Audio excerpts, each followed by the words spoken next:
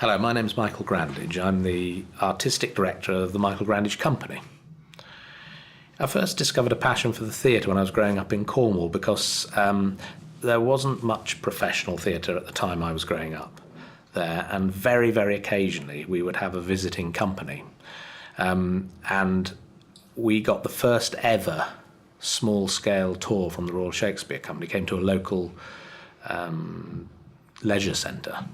And I went along for the day, not just to see a performance in the evening of Twelfth Night, but also to engage with all the activities that they were doing during the day. And I just remember, and I can still almost recall the energy in the room. I'd never felt anything like it before in my life, my short life as it was then. I was only about 16.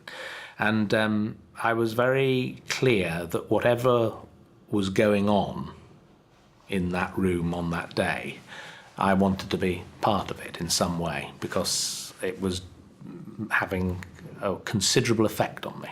I first got involved in any kind of theatre just through the school play, and like probably so many people, I just put myself forward for a play not knowing that I wanted to be in it, but then enjoying the experience, and then looking for similar experiences in the community outside of the school.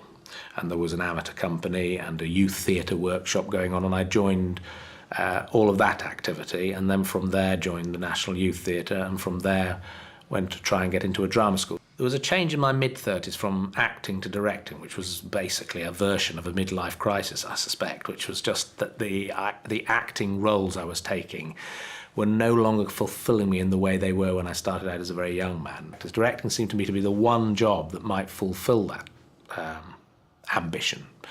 And I was lucky in that somebody gave me a break, and in the break I absolutely believed that I'd found something that I wanted to do, and do so much that I was happy to change career. Well, a piece of advice I always think I'd give to anybody pursuing a career in the theatre, or in the arts generally actually, is to be interested in the bigger picture.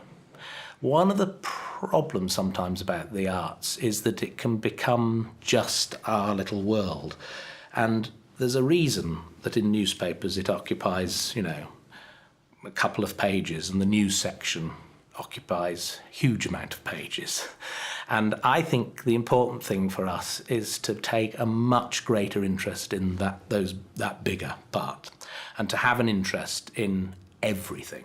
And that way it'll feed its way back into the work, first of all, but most importantly it'll mean that we can really genuinely start to engage in the bigger debate about why we think our industry can contribute to something much more significant and global.